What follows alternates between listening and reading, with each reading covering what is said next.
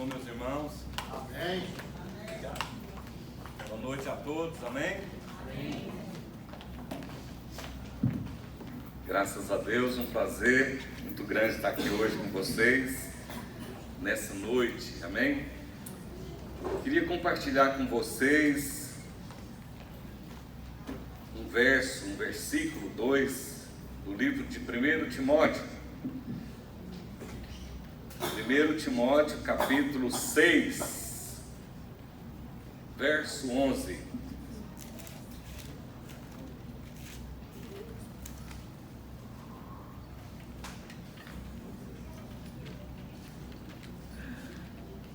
Bem, acharam todos? Diz assim o texto: Tu, porém, ó homem de Deus, foge destas coisas. Antes, segue a justiça, a piedade, a fé, o amor, a constância e a mansidão. Amém? Deus abençoa Sua palavra em nossos corações nessa noite. Aleluia, graças a Deus. Então, irmãos, eu queria compartilhar com vocês algo que o Senhor colocou no meu coração no decorrer dessa semana. Oi? Amém? Esse verso do capítulo 6, verso 11 de 1 Timóteo, ele indica uma recomendação, uma exortação de Paulo ao jovem pastor. E os versos anteriores a esse, nós não chegamos a ler, ele faz uma dura repulsa, sobre a soberba. Mas no capítulo 4, ele é mais enfático ainda, ele é mais intenso, mais contundente, que ele fala sobre a apostasia dos últimos tempos e exorta aqui a Timóteo sobre a fidelidade, sobre o cuidado, sobre o zelo no ministério. E ele termina o capítulo 4, verso 16, com a seguinte expressão: tem cuidado de ti mesmo. Antes de a gente entrar aqui propriamente no texto, eu queria fazer menção de algo mais importante que a gente não pode deixar de falar aqui, para a gente entender melhor o texto e situar aqui no texto. Primeiro, se trata de uma carta, o destinatário aqui é Timóteo, e ele era pastor da igreja de Éfeso. Obrigado, Israel. O remetente dessa carta é o apóstolo Paulo. Ele escreveu essa carta ao pastor da igreja de Éfeso. Ele não escreveu à igreja de Éfeso, e sim ao pastor. Ele não aponta ninguém aqui nesses versos, nessa carta, e a natureza do assunto aqui dessa carta aqui era Timóteo, o jovem pastor ainda inexperiente. E ele orienta aqui Timóteo acerca de alguns valores, acerca de falsos mestres, espíritos enganadores e doutrinas de demônio. Fala sobre mentira, sobre hipocrisia, fala também sobre a importância da oração, etc, etc. Agora a gente entende um pouco aqui por que Paulo ele escreve essa carta, porque a cidade de Éfeso, irmão, era um centro pagão. Havia naquela cidade um templo, de Diana, que era a principal divindade dos Efésios. Segundo aí a história, o templo era uma das 8ª maravilhas do mundo antigo. E o objetivo maior aqui dessa carta era encorajar Timóteo nos assuntos práticos da vida cristã, do dia a dia. Então a gente vê aqui o verso 11 que nós lemos. Paulo usa aqui dois verbos, principais. Primeiro, foge tu, porém, foge. A gente percebe que o verbo aqui está no modo imperativo presente. Isso indica uma ação que deve ser praticada de forma constante e contínua, ou seja, é uma ordem para afastar-se imediatamente e de forma constante. E quando a gente olha no original grego, é a mesma coisa, significa a mesma coisa. Então o verso 11 e o verso do capítulo 6 e o verso 16 do capítulo 4 indicam o seguinte: olha, meu filho, cuide-se, continue nesse dever, cuide da doutrina, seja firme. É uma cidade de pagão, são defensores dessa divindade. E interessante que quando a gente olha para o capítulo 2 de Atos dos Apóstolos, a Bíblia diz que os discípulos, né, daquela época, eles perseveravam na doutrina. Então, ou seja, naquela época ali que Paulo escreveu a Timóteo, havia falsos mestres, espíritos enganadores, doutrinas de demônios, mentiras, hipocrisia, e que ele está dizendo aqui para Timóteo que ele tem que fugir dessas coisas. Amém? O texto está dizendo o seguinte: ó, tem tudo isso, contudo, né?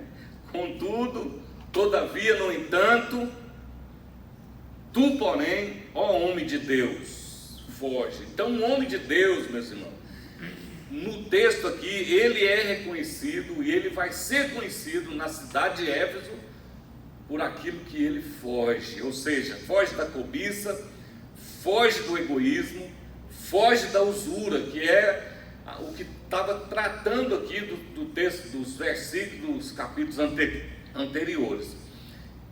E tudo isso aqui era um perigo para a vida de Timóteo, porque ele tinha que fugir desse desejo que é alimentado no coração ganancioso, que são atitudes negativas.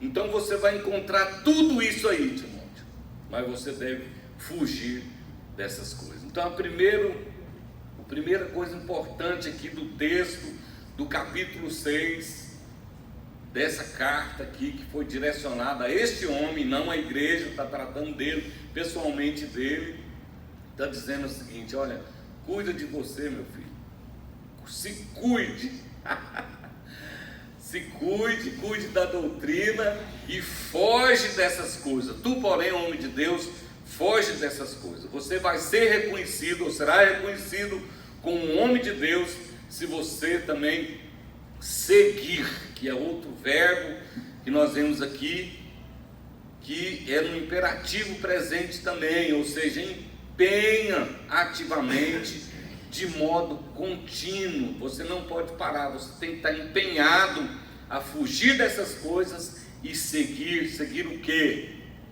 Seguir a justiça, no mesmo versículo 11, seguir a piedade, a fé, o amor, a constância e a mansidão. Olha que coisa maravilhosa, né? Que é esse conselho que Paulo está dando aqui a esse jovem pastor. Foge, você deve seguir a justiça. Essa justiça aqui não é no sentido jurídico, não, é ser justo no proceder, né? Ter a misericórdia, ter compaixão, crer, né? Fala aqui da fé, que é um critério para a vida eterna.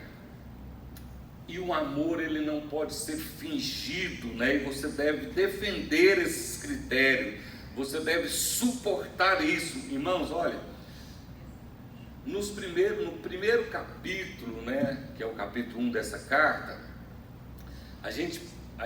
o verso 5, ele está escrevendo lá e fala o seguinte: ó, o intuito da presente admoestação visa ao amor que procede do coração puro e de consciência boa e de fé sem hipocrisia.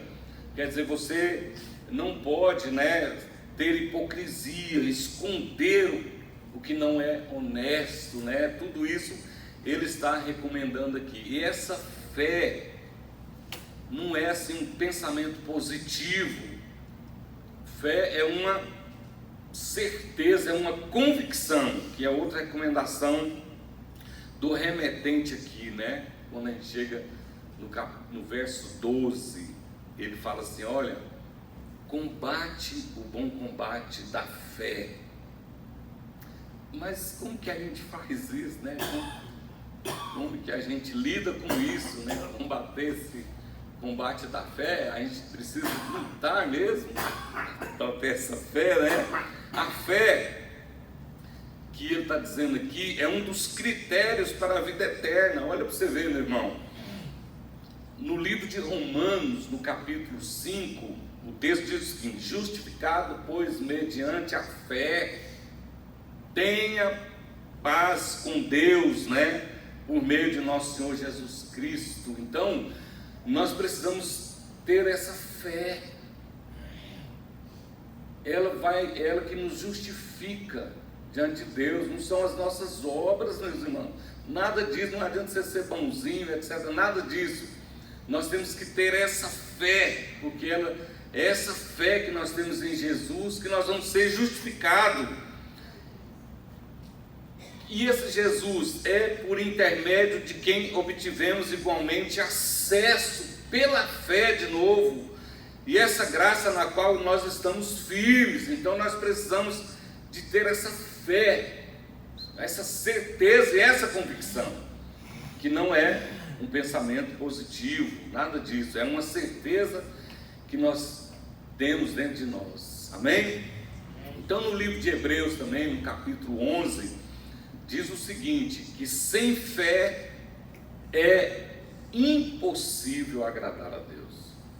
Não tem condição de você agradar a Ele se você não ter fé, se você não crer que Ele existe, que Jesus existe, que Ele é o galardoador, não é, nosso. A fé não é apenas um sentimento, mas é a base de todo relacionamento com Deus. Sem ela não é impossível. Então essa é a recomendação que Paulo está dando a esse rapaz aqui, jovem pastor ainda, inexperiente, numa igreja, numa cidade difícil,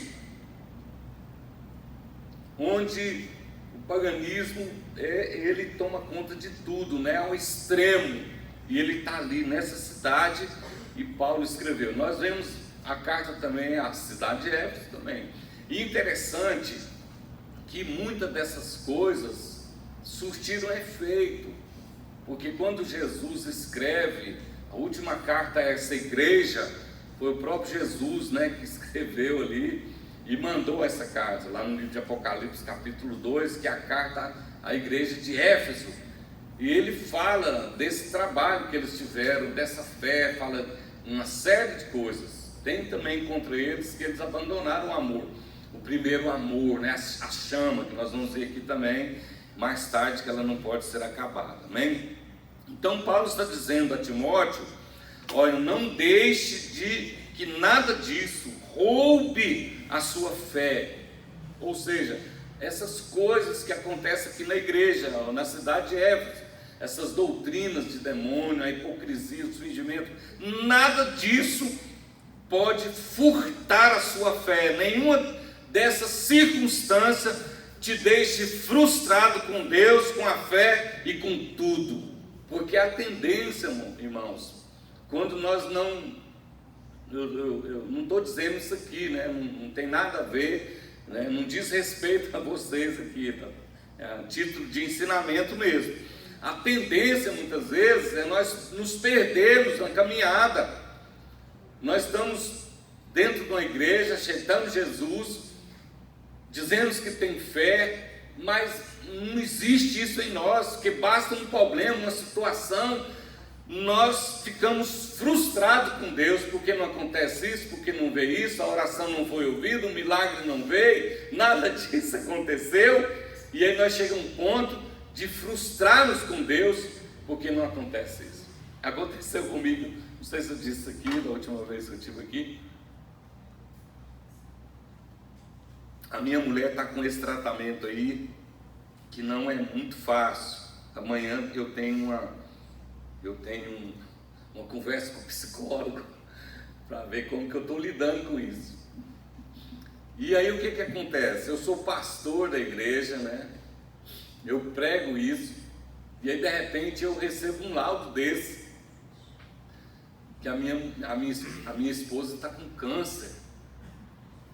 E aí quando eu peguei esse resultado, que eu fiquei sabendo, nem que não estava em Anápolis, me ligaram, e eu fiquei assim, meu Deus do céu. E nessa semana eu fui convidado para pregar numa igreja aqui em Anápolis. O pastor mandou o convite para mim e falou assim: ó, pastor Luiz, o tema é milagre.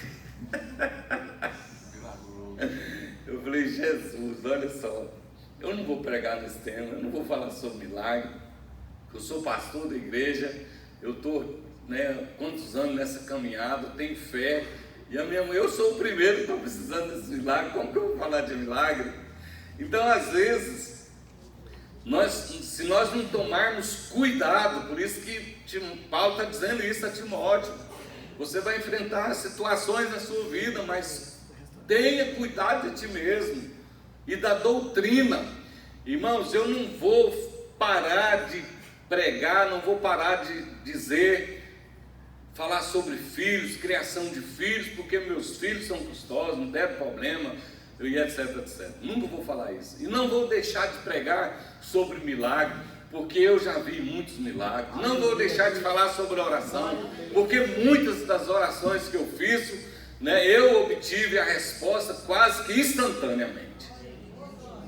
E nós precisamos estar resguardados dessas coisas, e essa é a orientação de Paulo. Eu vejo isso aqui nessas palavras. Então, esse combater aqui que Paulo está dizendo, combata o bom combate da fé, porque realmente é uma luta, é um confronto direto, é controlar a situação, é defender algo. Meus irmãos, nós temos falhado tanto nisso, uma fé rala às vezes. Nós temos aberto mão de muitas convicções e também de princípios, e etc, etc. Parece que o preço hoje é muito alto e nós não queremos pagar esse preço. Não é de resguardar, de manter essa fé, de lutar por ela. Nós abrimos mão hoje muito facilmente das nossas convicções. O texto em questão está recomendando a combater o bom combate da fé. Eu não abro mão, eu sou crente. Então há momentos, irmão, na nossa vida que nós vamos ter que tomar decisões. Eu não vou, eu não quero, eu não faço. Amém? Como crente, isso é batalhar, é ter fé, é não abrir mão dessa fé. Nós vemos aqui no livro de Daniel, no capítulo 3, um exemplo muito grande sobre isso, quando o Nabucodonosor fez aquela estátua, 60 côvados de altura, 27 metros, de alturas, 6 de largura, e a gente percebe que quando ele mandou que todos ajoelhassem, tem ali aqueles 3 jovens, que ele mesmo mudou o nome deles, para Sadraque, Mesaque e Abednego, e eles falaram: vocês não estão ajoelhados, por que vocês? Não, nós não ajoelhamos diante de nenhuma imagem, só diante do nosso Deus. E ele falou: eu vou dar mais uma chance para vocês, nós vamos tocar de novo, vocês ajoelham. Não precisa nem tocar de novo, então eu vou mandar aquecer a fornalha 7 vezes mais, e vocês vão ser jogados lá dentro. Eu quero ver se esse Deus que vocês estão dizendo aí vão poder livrar vocês dessa fornalha.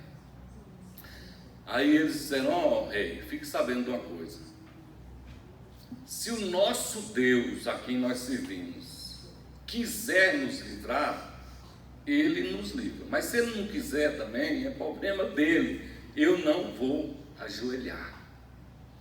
Então essa batalha que nós temos que batalhar, amém? Para ter essa fé, não é fácil. Estava essa semana conversando com um senhor crente de uma igreja aqui de Anápolis, de uma determinada igreja aqui de Anápolis, e nessa conversa ele disse que tem filhos, tem 4 filhos, e um é homem e 3 mulheres. E todos estão na igreja com o senhor, né? Menos a caçula. Ele falou assim, né? Vou ver se ele está aqui. Não, ele está aqui. Mas eu estou falando dele, ele está aqui. Aí ele disse assim para mim assim: ó, pastor Luiz, é o seguinte, ela tem 18 anos, começou a namorar agora com um rapaz, e em vez dela trazer o rapaz para a igreja, ele está levando ela para um mundo. Isso aqui não diz respeito a vocês, estou contando uma história baseada naquilo que nós estamos falando aqui.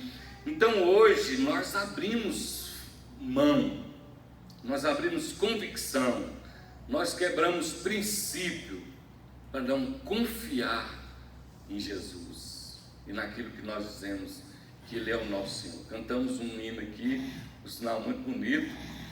Amanhã eu quero que a Rafaela me passe a letra, tudo que tem, né? Tudo que sou e etc, etc. É muito bonito a gente cantar, mas será que nós somos capazes, né, às vezes, de confirmar isso, irmãos? Porque o que a gente entende é isso, que nós não temos mais, muitas vezes, essa fé de falar não, de dizer não quero, eu não faço, eu não vou, porque eu sou crente, eu sou servo de Deus, eu sou lá da igreja do pastor Giovanni, e eu tenho essa fé. E é sobre isso que Paulo está dizendo a Timóteo. Amém? Olha só, o texto está dizendo o seguinte, olha: combata o bom combate da fé. Amém? E por último aqui no texto, no verso 12, ele diz o seguinte: tome posse da vida eterna. Tome posse. Mas como é que a gente lida com isso também? Certo? Como que a gente explica o verso 12, né? A parte B do verso. Olha aqui para mim, eu quero que vocês prestem minha atenção. Eu, você, nós já somos cidadãos dos céus. Amém? O reino, ele já é nosso. No livro de Mateus, no capítulo 5, que é o Sermão da Montanha, né, que é o primeiro sermão que Jesus pregou na Galileia, ele começa o capítulo 5, do verso 2, ele apresenta o reino dos céus, no capítulo 2. Depois quando ele entra no capítulo 6, ele vai mostrando como que vive esse reino. Ele fala sobre esse assunto. Então, enquanto os versos 4, 5, 6, 7, 8, 9, os verbos estão no futuro, que é serão, herdarão, verão, alcançarão, que indica que essas coisas irão acontecer ainda, fala de uma recompensa. Os versos 3 e o verso 10, ele diz: dele é. Dele, que é um pronome pessoal possessivo, indica posse.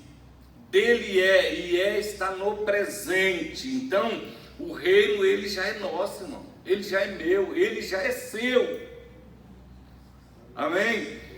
Então, quando Paulo disse: tome posse da vida eterna, então tenha alegria no seu coração, com aquilo que você tem, com aquilo que está ao seu redor. E isso não significa que você vai ter que desistir dos seus sonhos, nada disso, né? E também fechar os olhos para os problemas, para a luta, para as aflições. O próprio Jesus disse que nesse mundo nós teríamos aflições.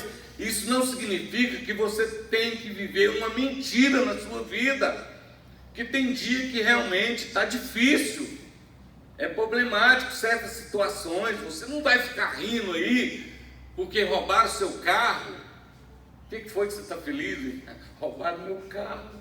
Não tem jeito de você fingir isso. O texto não quer dizer isso. Essa vida eterna não é nesse sentido. Ele está dizendo que nós temos que valorizar os principais momentos da nossa vida, as pessoas que estão ao nosso redor. não por aquilo que elas são, mas por aquilo que elas representam em nossas vidas, o que elas representam para você. Ou seja, seja feliz, não perca tempo se lamentando da vida. O reino já é de vocês, tome posse dessa vida eterna. O texto está forçando isso para a gente observar aqui a importância da fé.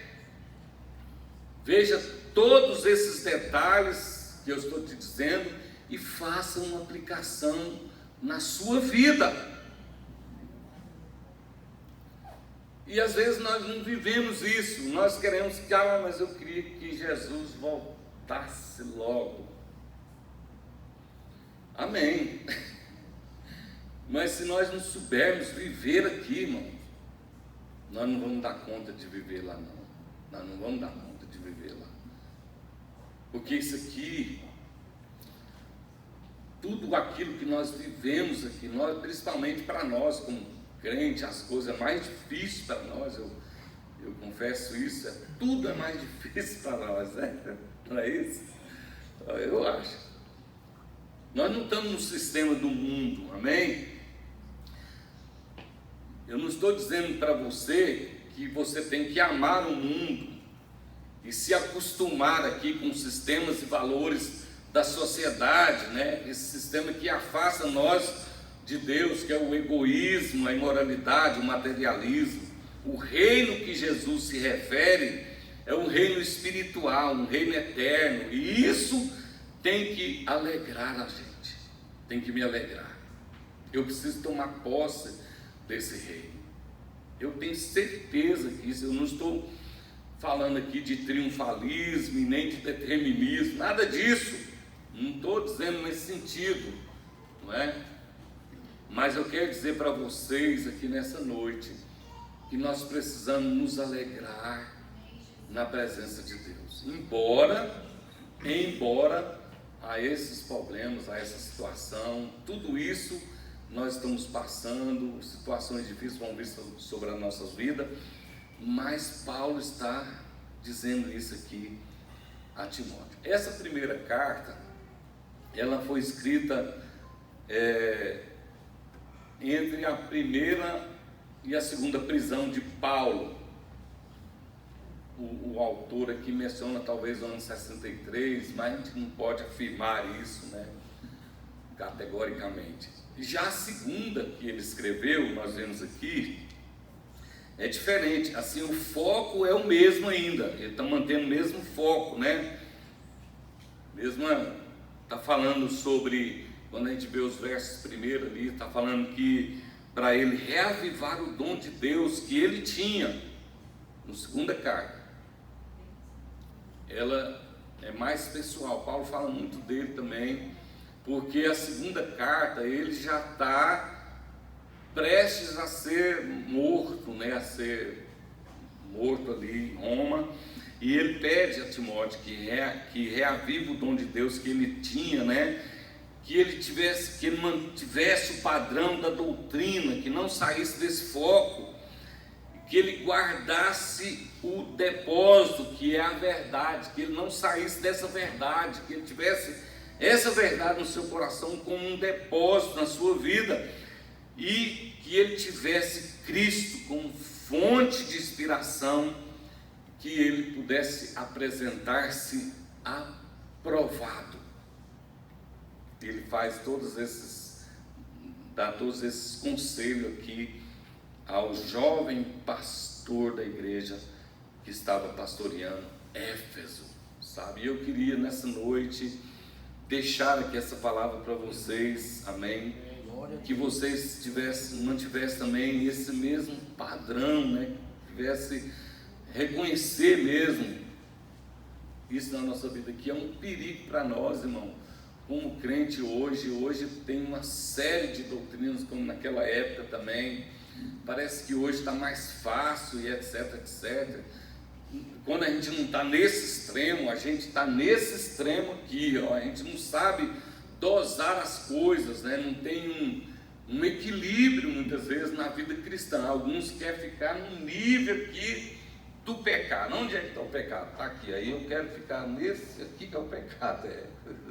Aí ele cai para lá, não sabe nem por que ele caiu. E outros já querem viver lá mesmo, numa espiritualidade mesmo, lá no alto, e esquece da vida que está aqui no meio das duas. A gente não dá conta de viver essa vida. E a gente fica preocupado com esse e com aquele, e esquece das melhores coisas que tem na vida. Ser crente é uma coisa muito boa. A igreja foi uma das melhores coisas que Deus inventou para nós, irmão. É aqui que a gente se realiza, é aqui na presença de Deus, é aqui que eu choro, é aqui que eu alegro, é aqui que eu lamento, né, e etc, etc. Nós precisamos viver isso. Eu não vou fingir uma situação, eu não preciso disso, mas eu não vou deixar que essas coisas venham fazer que eu frustre com Deus, jamais. Ele nunca vai nos decepcionar, nunca, nunca, nunca. Deus nunca vai nos decepcionar, pode ter certeza disso. Eu estava esses dias atrás estudando o livro de Jonas, né? Eu achei interessante. Eu não sei se eu disse isso aqui na última vez que eu tive.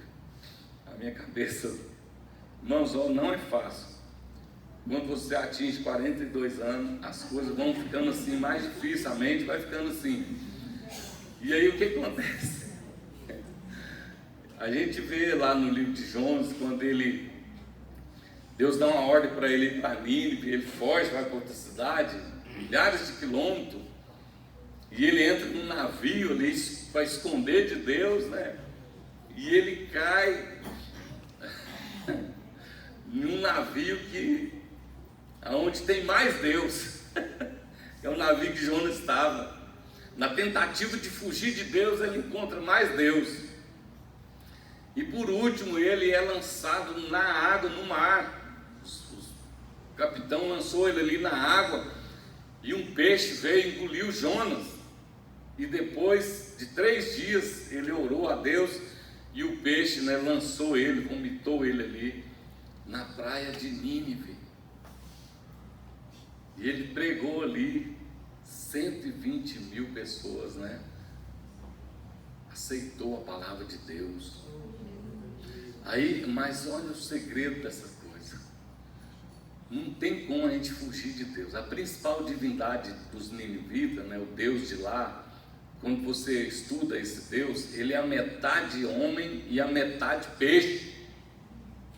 Os ninivitas acreditavam que em certas situações, esse Deus dele, acho que Dagon, ele virava homem, saía do mar e virava homem. Então quando Jonas saiu da água ali, eles acreditaram que era Dagon. Aí ele veio aqui, e por isso que eles aceitaram a pregação de Jonas. Deus não perde para nada, não adianta a gente fugir. Deus não perde para ninguém. Nós nunca vamos nos decepcionar com Deus. Deus não fica devendo nada a ninguém. Então eu quero nessa noite deixar aqui essas palavras para você, que é uma carta muito pessoal, né? Tu, porém, ó homem de Deus, foge dessas coisas, foge de tudo isso, irmão. Tenha critérios na sua vida, amém? Segue a justiça, a piedade, a fé, o amor, a constância e a mansidão. É a recomendação aqui de Paulo a Timóteo, do verso 12: combata o bom combate da fé, toma posse da vida eterna. Ela já é sua, o reino já é nosso, embora nós ainda não tomamos posse dele, mas ele é meu e ele é seu e ele é nosso. Nós não vamos fingir uma situação aqui, mas nós vamos ter essa certeza, essa fé e essa convicção que Deus está conosco. Amém? Deus abençoa essa palavra em nossos corações nessa noite. Amém? Vamos colocar de pé.